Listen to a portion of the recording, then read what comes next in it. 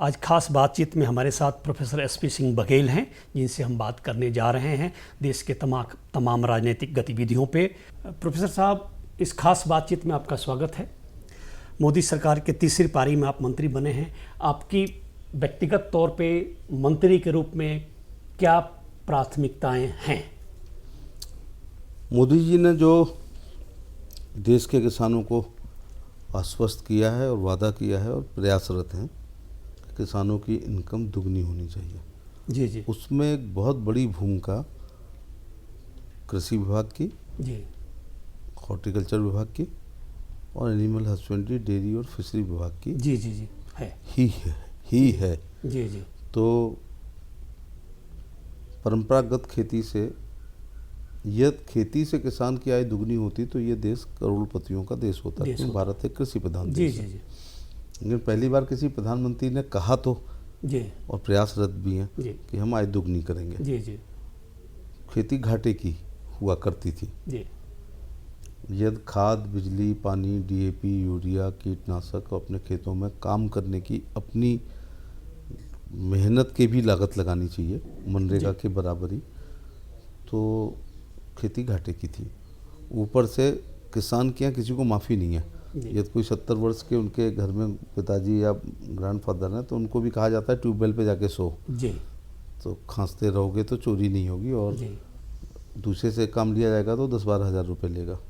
5 साल के बच्चे से कहा जाता है कि भैंस के बच्चे को यहाँ से वहाँ बांध दे, बिल्कुल, और सानी कर दे, जी जी। आटा डाला, टहला दे, पानी पिला के ला। तो जी सब लोग जब काम करते हैं जी। तब भी जाके जी जी दाल रोटी हो पा रही है। हो पाती है। तो किसान की आय दुगनी का हमारा विभाग उन्नत किस्म के पशुपालन, जी जी मुर्गी पालन जी। सब अपना है, मछली पालन, सुअर पालन, जी बकरी पालन, भेड़ पालन, जी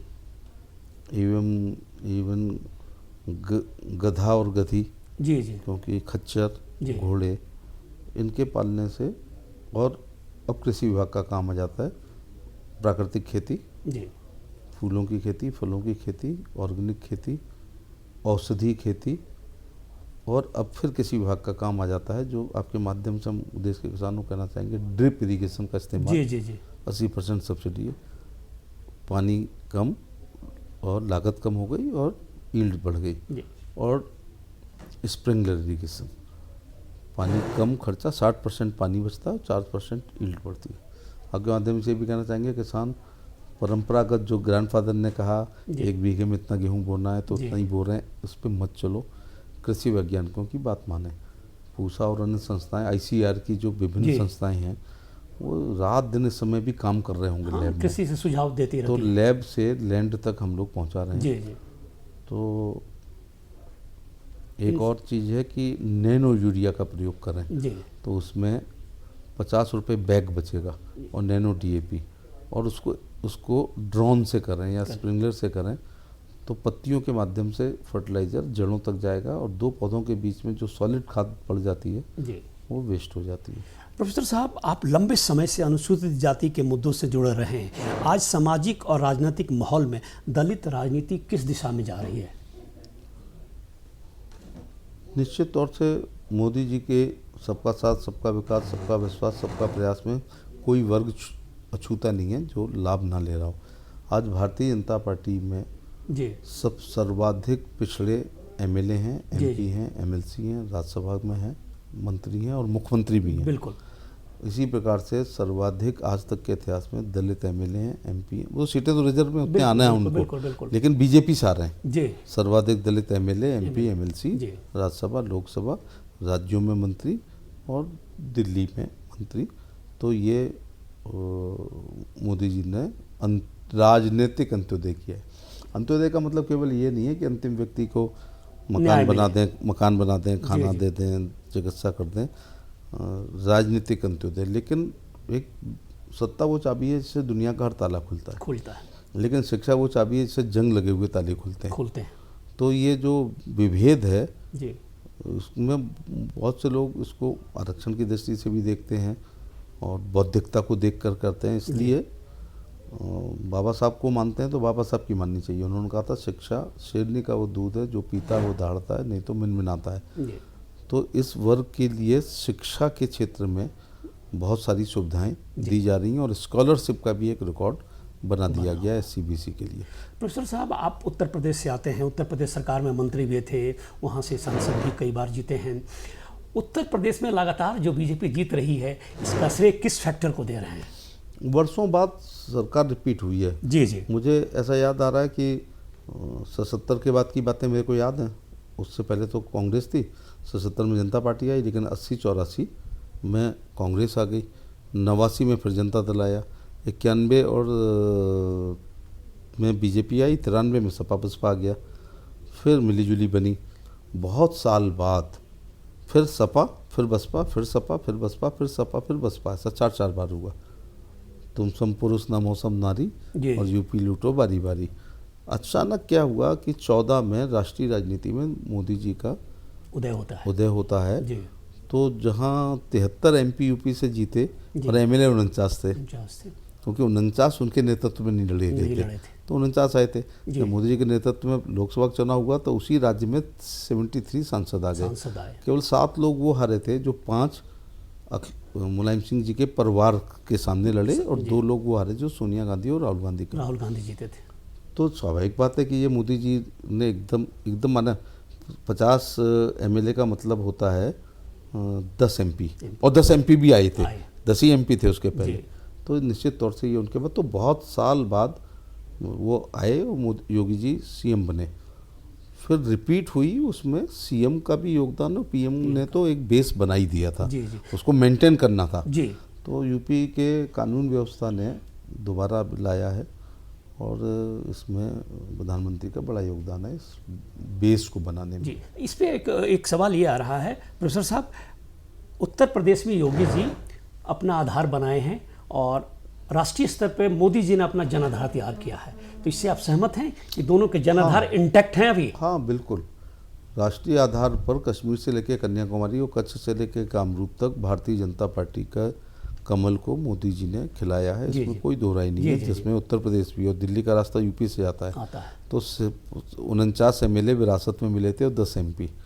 और अचानक ऐसा नहीं हो गया कि पार्टी ने बड़ी मेहनत करी तो पार्टी 73 पे आ गई। तो एक व्यक्ति की पूंछ पकड़ करके बैतरणी सभी सांसद प्रत्याशियों ने पार किया। प्रोफेसर साहब, सरकार ने, बीजेपी ने एक नारा दिया, सबका साथ सबका विकास।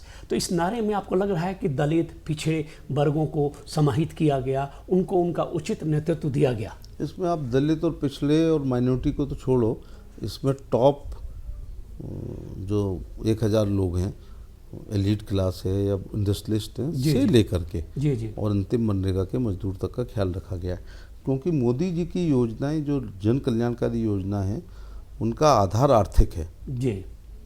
अब उसमें जो आए, क्या आप हॉस्टल में हम लोग पढ़ते थे तो एक जो खाना मैस में बनाने आती थी, मिसराइन होती थी, तो वो भी तो गरीब है ना, तो गरीबी आधार है। लेकिन सवर्ण की तुलना में और OBC की तुलना में दलित और माइनॉरिटी ज़्यादा गरीब है।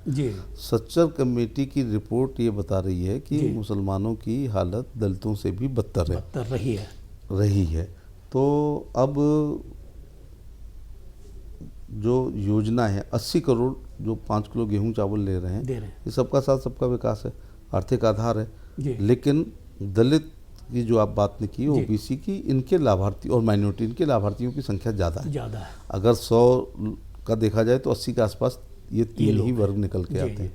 तो 5 किलो गेहूं चावल मिल रहा है, या आयुष्मान कार्ड का भी गरीबी आधार है, किसान सम्मान निधि भी अपने सीमांत किसान हैं, और मुद्रा योजना वहाँ गरीबी लेता है। और इसके अलावा तीनों उसकी शिशु, तरुण और किशोर, और इसके अलावा स्वनिधि योजना, अंडे वाले, केले वाले, ठेले वाले, पास्ता वाले, पिज़्ज़ा वाले, बर्गर वाले, चाउमीन वाले, मोमोज वाले, पंचर वाले, गजक वाले, रेवड़ी वाले, मूंगफली वाले, ये गरीब लोग होते हैं और ये अपने ठेल से रोजगार करते हैं। वो स्वनिधि योजना और मुद्रा में इन्होंने बड़ा लाभ उठाया। तो इसलिए आप कह सकते हो कि राजनीतिक रूप से भी SCBC लोगों का राजनीतिक अंत्योदय हुआ और ये आर्थिक अंत्योदय हुआ। प्रोफेसर साहब, आपने दोनों सरकारें देखी हैं, लंबे समय से आप राजनीति में रहे हैं, भाजपा की सरकार आप देख रहे हैं, कांग्रेस की सरकार देख रहे हैं, दोनों में मौलिक अंतर आपको क्या दिख रहा है जिसको आप जनता के सामने ले जा रहे हैं? कांग्रेस की सरकार में जन कल्याणकारी योजनाएं कम थी। जी आज वो अपने गिनाएंगे, बाद वाले में तो सूचना का अधिकार, मनरेगा और कर्जा माफ़ी के अलावा चौथी बात कह नहीं पाते हैं। और यदि इंदिरा गांधी जी के एक नारे से गरीबी हटाओ का नारा लगा, हमारे गांव में पंचायत हुई, मैं बड़ा छोटा था, जी कि भाई गरीब लोगों की पंचायत हुई और ये कहा एक बटन दबानी है, बटन नहीं थी, मोहर लगानी है गाय बछड़े पर, जी जी तो 70 के दशक की बात। हाँ, तो गरीबी हट जाएगी। जब बैंकों का राष्ट्रीयकरण हुआ और ये हुआ, प्रीपेपर्स हुआ, इसके बाद ये गरीबी हटाओ, ये दो मौलिक शब्दों ने, शब्द तो नहीं है, हाँ शब्द अक्षर नहीं है, इन दो शब्दों ने, क्योंकि गरीबी आज की तुलना में ज़्यादा थी, तो उन्होंने कहा भाई एक मोहर लगानी है, गरीबी दूर हट जाएगी। अगर गरीबी दूर हट जाती तो ये 80 करोड़ लोग विरासत में मिले हैं मोदी जी को, 11 करोड़ लोग शौचालय के लिए मिले हैं, 10-11 करोड़ लोग आवास के लिए मिले हैं, 10-12 करोड़ गैस के सिलेंडर के लिए मिले हैं। इसका मतलब गरीबी नहीं हटी थी। तो गरीबों का लहू तुम्हारी कारों का डीजल था। गरीबी मिट जाएगी तो तुम क्या रिक्शा चलाओगे?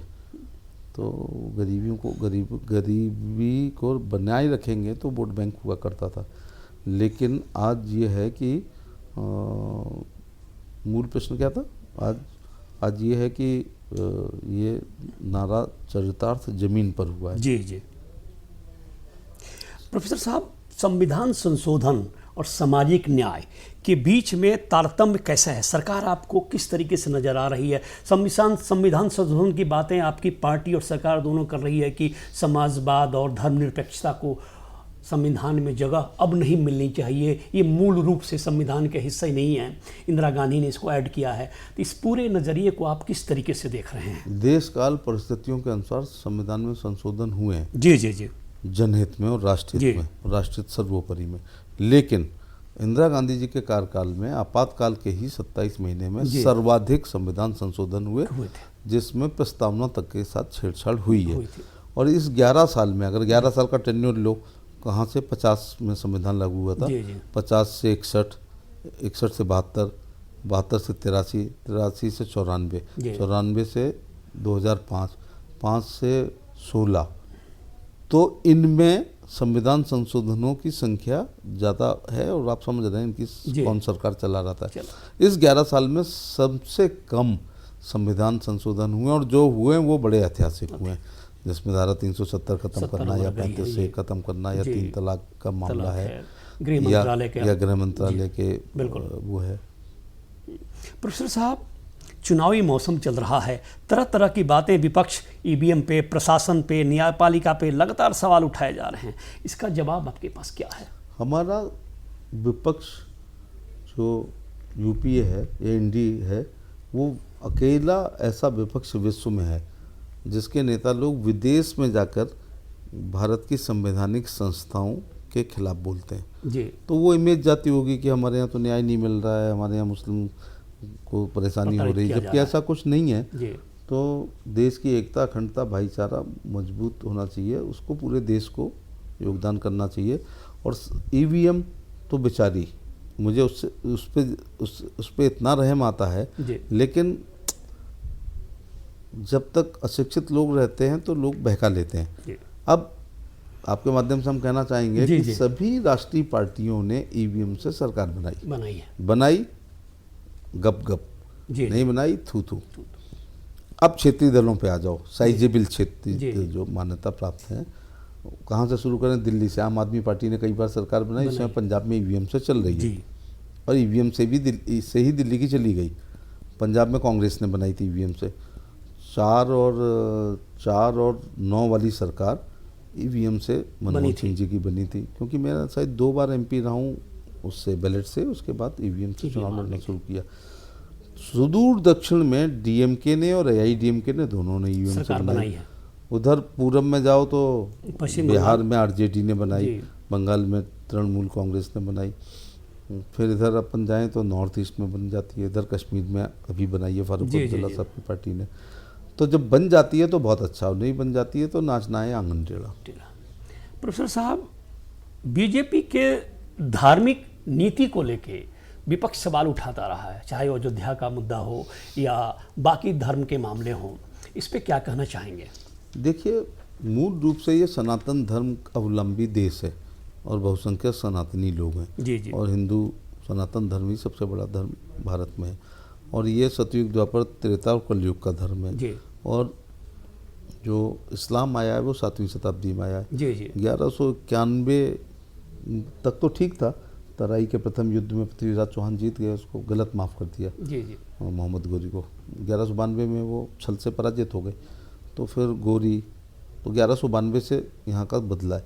गोरी, फिर कुतुबुद्दीन ऐबक, फिर इल्तुतमिश, रजिया, बलबन, फिर खिलजीज, फिर तुगलक, फिर लोधीज, फिर मुगल्स, फिर अंग्रेज। उसके बाद तो उसके स्वतंत्र बाद भारत। तो क्या हमें भारत की सभ्यता, संस्कृति, धर्म, आध्यात्म, गीता, पुराण, महाभारत, उपनिषद, ऋचाएँ, भारत की साहित्यिक, सांस्कृतिक, धार्मिक, आध्यात्मिक रीति रिवाज, परंपरा और पूजा पद्धति को अक्षुण्ण बनाने का काम नहीं करना चाहिए? बिल्कुल करना चाहिए। क्योंकि बहुत हमले हुए, हुणों ने भी किए हैं, यवनों ने जी, भी जी, किए हैं, डचेज ने भी किए हैं, पुर्तगालियों ने बिल्कुल भी किए बिल्कुल हैं। बिल्कुल। हर्ष के बाद शायद ही कोई हिंदू सम्राट इस देश जी, में हुआ हो। वो एक तीर आज तक लगा हुआ है ना, जी। हेमू के जो लगा आँख में। जी पानीपत सेकेंड जी 1556, अकबर और हेमू हेमू का। बैराम खान लड़ा था। अकबर तो प्रोफेसर साहब, आप कानून मंत्री भी रहे हैं, राज्य मंत्री रहे हैं। आज न्यायपालिका में पारदर्शिता और जवाबदेही की इसका संकट आया हुआ है। पार्लियामेंट में 145 सांसदों ने महाअभियोग के लिए अपील की अध्यक्ष महोदय से। तो आपको लग रहा है कि जुडिशरी में भ्रष्टाचार बढ़ता जा रहा है और बढ़ ही नहीं रहा, दिख भी रहा है और पकड़े भी लोग जा रहे हैं? लोकतंत्र के 4 स्तंभ हैं, कार्यपालिका, विधायिका, न्यायपालिका और मीडिया। चारों स्तंभ मजबूत होने चाहिए और किसी भी एक स्तंभ में यदि घुन लग गया जी तो डेमोक्रेसी का ये चौखंबा राज जो है भरभरा के गिर पड़ेगा। जी लेकिन सबकी जिम्मेदारी है। लेकिन जुडिशरी पर जैसे है ना, थोड़ा ज़्यादा कहा जाता है, क्योंकि भ्रष्टाचार के मुकदमे यदि कार्यपालिका, विधायिका और मीडिया पे लगेंगे तो उसका अंतिम फैसला कौन करेगा? न्यायपालिका करेगी। लास्ट मोहर तो सुप्रीम कोर्ट लगाएगा, या छोड़ेगा, एक्विटल करेगा या कन्विक्शन करेगा। तो फिर जैसे शिक्षक से, चिकित्सक से उम्मीद की जाती है, पत्रकार से, और नेता रोल मॉडल है कि आप लोग ज़्यादा अच्छे रहें। तो पारदर्शिता तो रहनी चाहिए। अब थोड़ी चुनौतियाँ ये हैं कि भ्रष्टाचार एक अलग मसला है, सोसाइटी से ही सारे लोग आ रहे हैं। लेकिन जैसी सोसाइटी होगा, जैसा दही होगा वैसी मक्खन निकलेगा, और जैसा दूध होगा वैसा दही जमेगा, जैसा दही जमेगा वैसा मक्खन निकलेगा, जैसा मक्खन निकलेगा वैसा घी होगा।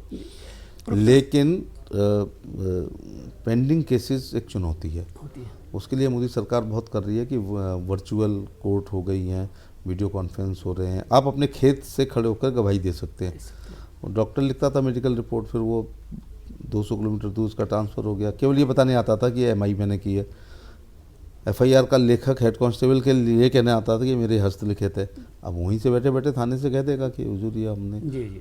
और जजेस के पास रोज़ जुडिशरी रिमांड के लिए मुलजिमों को गाड़ी पे से लाते थे, फिर वो भाग भी जाते थे।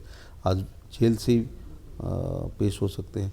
तो ये जो कोरोना के पीरियड ने हमें नुकसान बहुत किया है, लेकिन बहुत सी चीज़ें आसान भी आयाम भी आए, आसान भी की। प्रोफेसर साहब, उत्तर प्रदेश के सरकार के कानून व्यवस्था की तारीफ होती है, लेकिन साथ में एक बात कहा जाता है कि प्रशासन के माध्यम से बुलडोजर की राजनीति चल रही है, ठोकों की राजनीति चल रही है, और जो लोग मारे जा रहे हैं इनकाउंटर के नाम पे वो किसी विशेष समुदाय के लोग हैं। ऐसा नहीं, एक इनकाउंटर समन क्लास का भी हुआ था। ठाकुर भी मारे जा रहे हैं, बैकवर्ड भी मारी जा रही है, माइनॉरिटी भी मारी जा रही है। जी। जिन जातियों में अपराधी ज़्यादा हैं तो तुलनात्मक रूप से जी उनकी संख्या ज़्यादा होगी, होती है, उनकी संख्या ज़्यादा होगी। जी। अब आप देख रहे हो कि वैश्य समाज के लोगों को मैं देखता हूँ कि जेल में सबसे कम होते हैं। जी। तो फिर इनकाउंटर मैं नहीं समझ रहा हूँ कि कोई सा हो रहा है। जी। और इनकाउंटर का तो साफ नियम है कि जुडिशियल जांच होगी, ये माननीय सुप्रीम कोर्ट का एक आदेश है। जी। और जुडिशरी मैनेज नहीं हो सकती है। बिल्कुल। एसडीएम साहब करेंगे तो शायद धमक में आ सकते हैं जो है। तो एक ये नंबर 2 बात है कि अपराधहीन समाज तो गुप्तकाल जो भारत का स्वर्ण युग था उसमें भी नहीं था। लेकिन सपा, बसपा और भाजपा की तुलनात्मक हम अध्ययन करें तो बहुत अंतर है, अपराध बहुत कम हुए हैं। सपा की सरकार में जब तक बच्चा स्कूल से नहीं आ जाता था, माँ चिंता करती थी, गेट पे खड़ी होती थी, पकड़ तो नहीं हो गई। किसान खेतों में रात में पानी नहीं लगाता था, अपहरण हो जाएगा। और व्यापारी अपने नियत समय से दुकान बंद करके यदि रोज़ के समय से लेट हो जाता था तो पत्नी सोचती थी थैला तो नहीं छिन गया, गोली तो नहीं लगी। उस हिसाब से योगी की सरकार कानून व्यवस्था का स्वर्णयुग है, इसमें कोई दो राय नहीं। और बाकी ये है कि जिसको कोई ऑब्जेक्शन है बुलडोजर से तो वो कोर्ट में गए हैं। जी तो बुलडोजर जो हो रहा है वो भी कानून के सम्मत ही चलता है। जी। एक ये होता है कि ये वो अपराधी हैं, हैबिचुअल ऑफेंडर हैं और गिरोहबंद हैं, और पहले सम्मन कोर्ट जी, भेजती जी, है, उन पर फर्क ही नहीं पड़ता सम्मन का। जी। फिर बिलेबल वारंट आता है, फिर नॉन बिलेबल आता है, फिर 82 होती है, जी, जी। लेकिन फिर 83 होती है। जी। बंदेओं को कोई चिंता ही नहीं है। तो लास्ट में ये वाली कार्रवाई करनी पड़ती है जो अपराध अदालत और पुलिस की इज्जत ही नहीं करते हैं।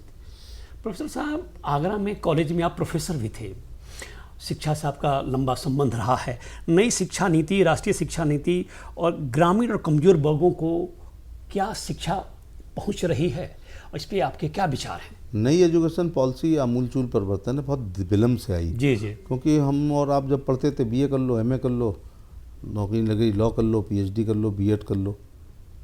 कोर्सेज कहाँ थे? जी जी। जॉब ओरिएंटेड नहीं थे, जी, जी, व्यवहारिक शिक्षा नहीं थी। जी, जी। बस पानीपत के युद्ध तीनों पढ़ लो, मुगलों के हार के कारण समझ जी लो। जी जी। तो वो सर्विस के लिए थोड़ा सा ठीक था, लेकिन रोजगार के लिए ठीक नहीं ठीक था। नहीं था तो न्यू एजुकेशन पॉलिसी जो है वो व्यवहारिक शिक्षा है, शिक्षा। और उससे ये है कि जॉब ओरिएंटेड है। प्रोफेसर साहब, एक नई शगुफा पिछली बार सरकार और कैबिनेट ने अप्रूव किया, जातीय जनगणना का। आपको लग रहा है कि ये बीजेपी के पक्ष में जाएगा, या राहुल गांधी जो इसके प्रणेता हैं, विपक्ष को इसका फायदा मिलेगा? नहीं नहीं,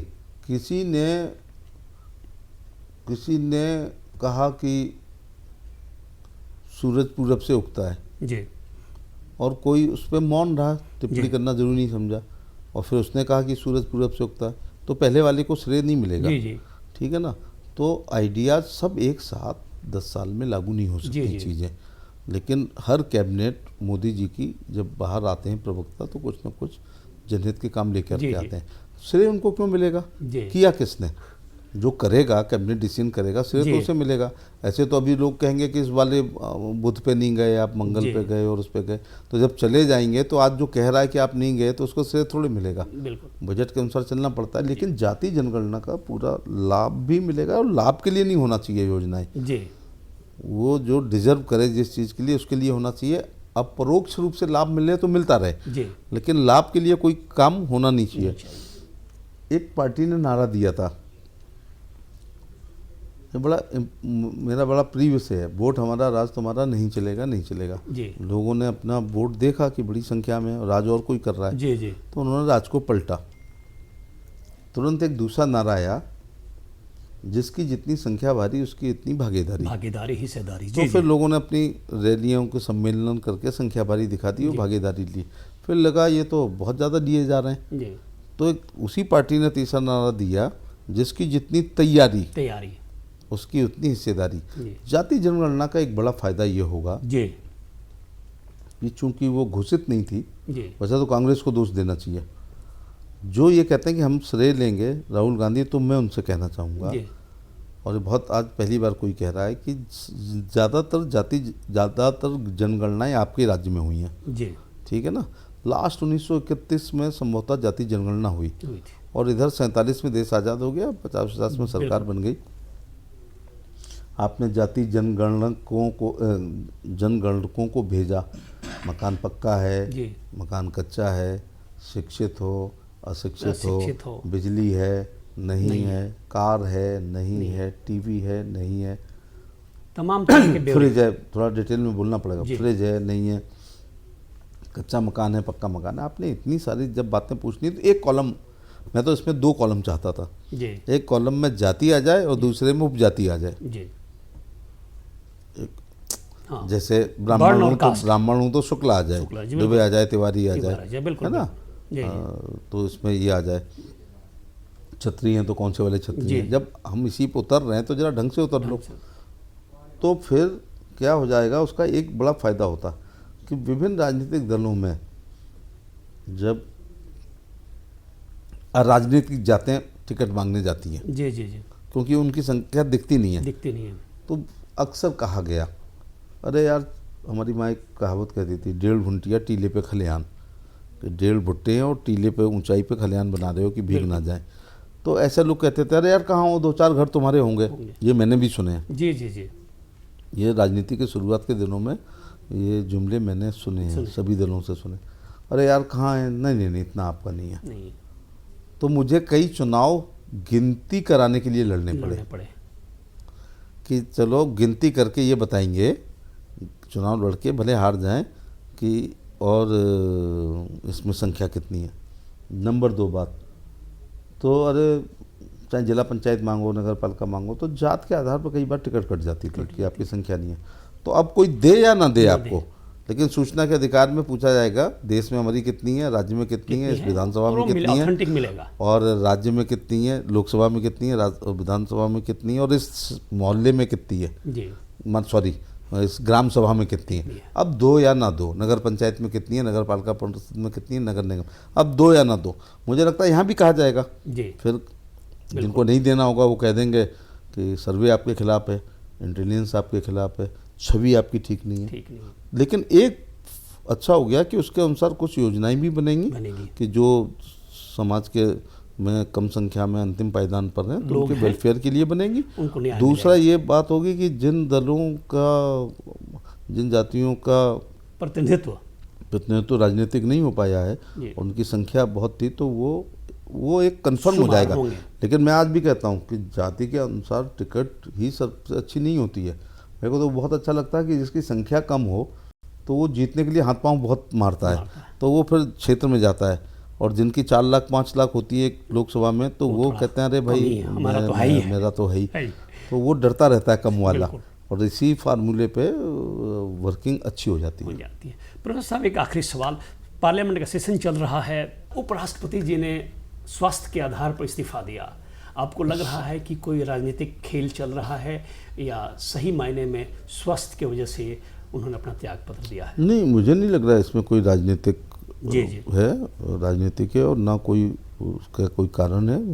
उन्होंने स्वयं उपराष्ट्रपति महोदय ने अपने स्वास्थ्य कारणों की जानकारी देते हुए और इस्तीफा दिया है, तो उसका यही कारण है। प्रोफेसर साहब, आपने बात की, आपका हार्दिक धन्यवाद।